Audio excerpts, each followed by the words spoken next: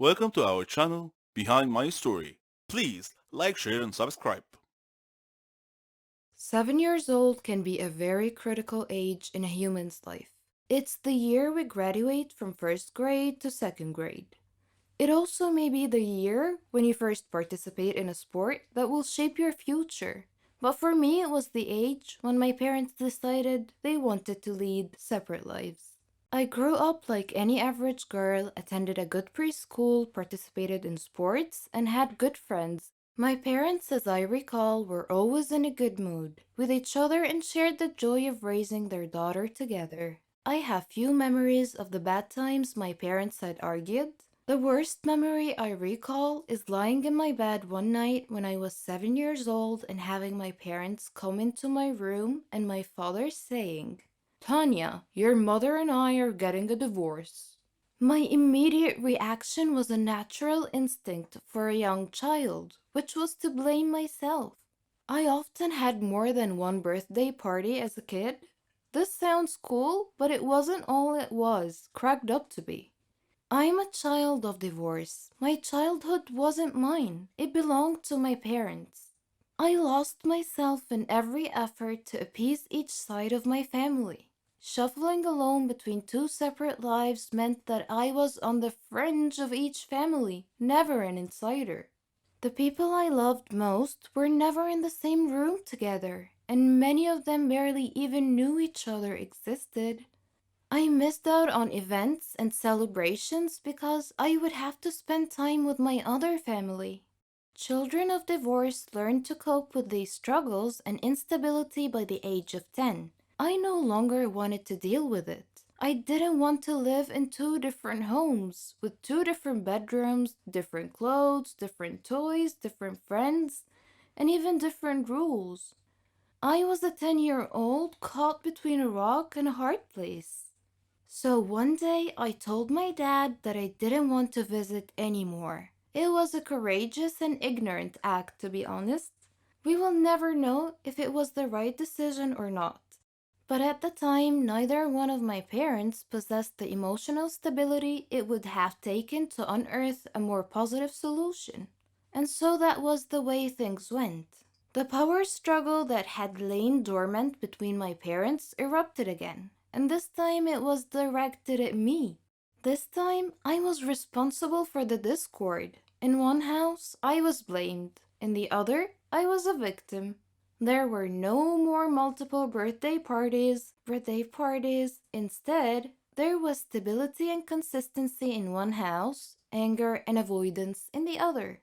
Choice is met with consequences, and as time went on, I fell out of touch with my dad's family. It's hard to stay in touch with people connected to someone we have pushed away. Cousins I used to play with were erased from my life. We never visited again. Was that because it's best to keep served ties cut? Or was it my punishment for being a horrible child? All I knew was silence and loss. When I was in my early teens, my mom remarried and I met new cousins. I learned new Christmas traditions and sat with new kids at the dinner table. Instead of being ushered from one family to the other, life settled down. Even though I heard from my dad only once or twice a year, life was fairly stable. But that changed again when my mom and stepdad split up during my first year of university. I tried to keep in touch with my family members every time I went home for the holidays. Again, I tried to please everyone while anxiety flooded my thoughts. Whom should I spend Christmas Eve with? Should I visit with this family or that one? Will they be offended if I don't make time to see them? Will they be offended if I don't bring presents? I would have loved to have everyone drop by and visit me, but that would not have gone very well at my mom's house.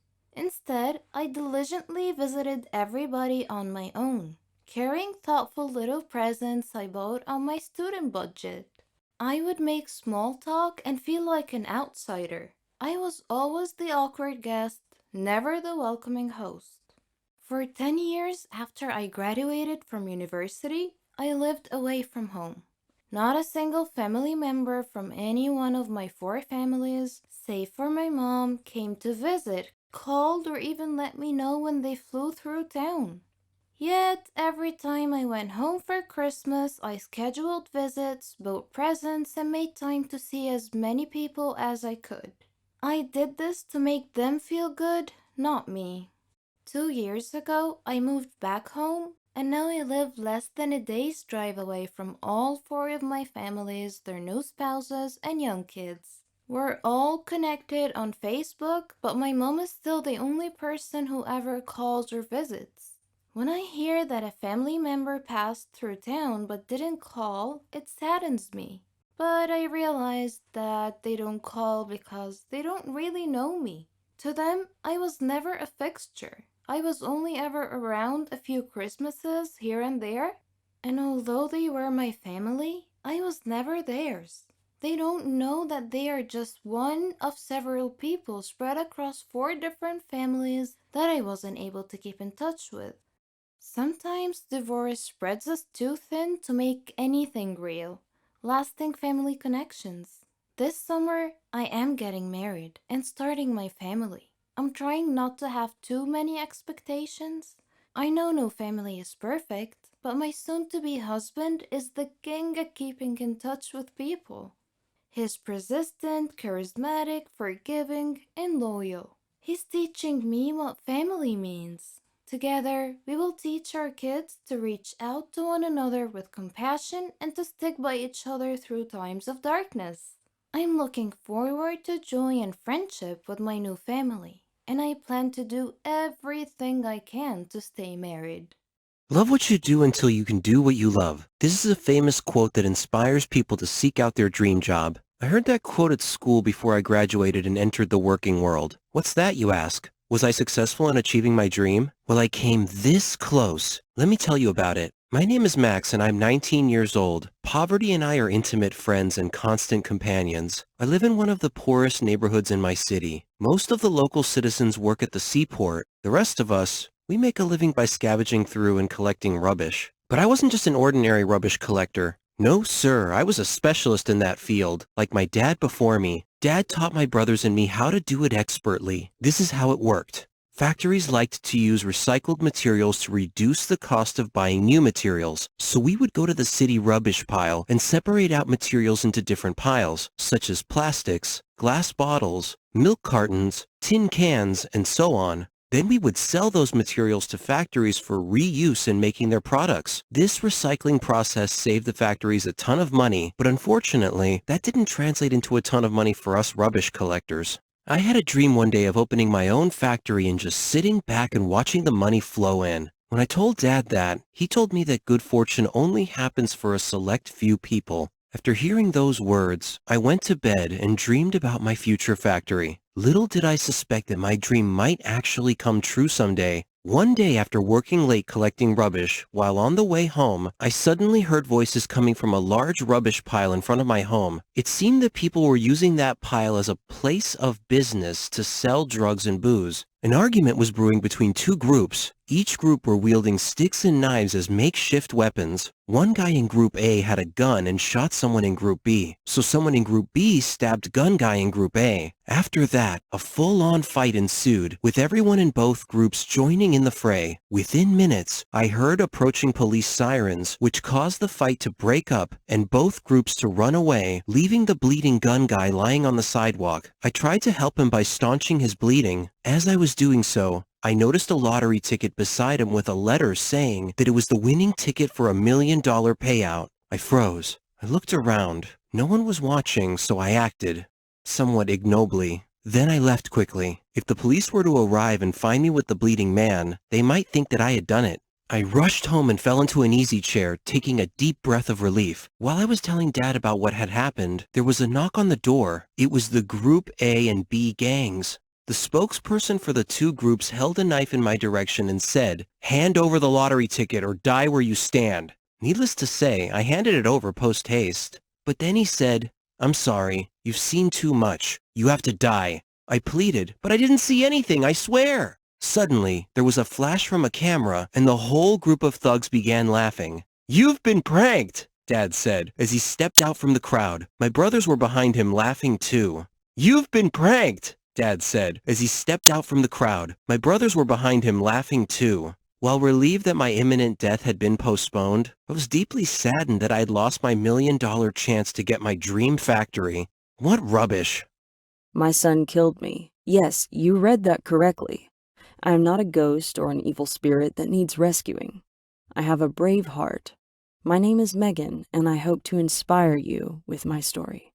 I lived with my father and my sister Marlene after the death of my mother, who died from an illness.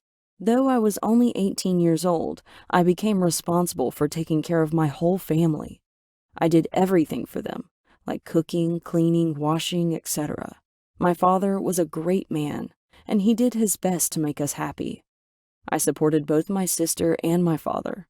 We faced a lot of problems together, illnesses, financial problems, school, and the like.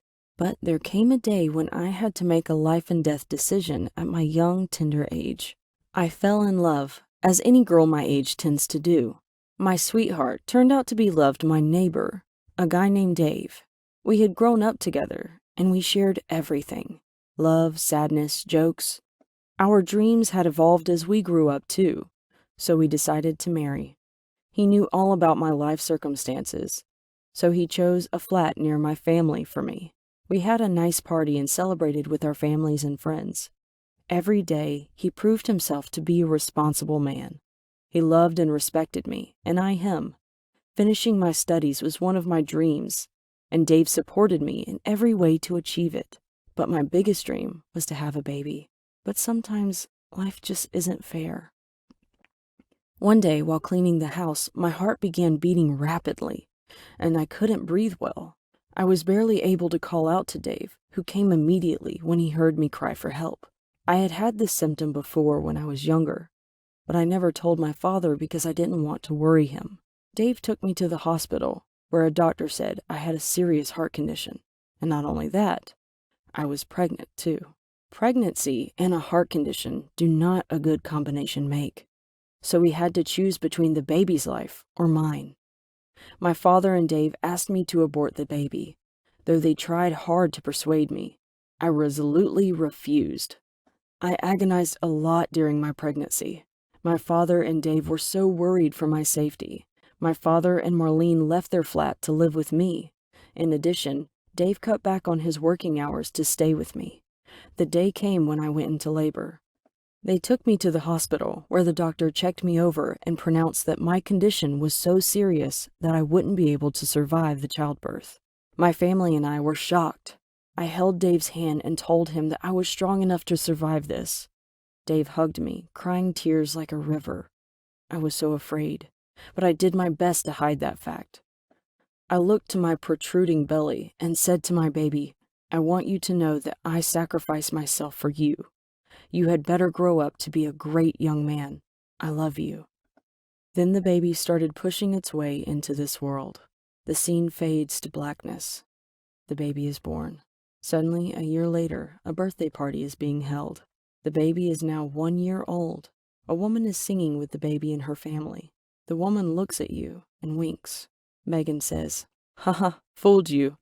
I lived through the childbirth. Sometimes life gives us a second chance, but you have to be willing to accept the risk."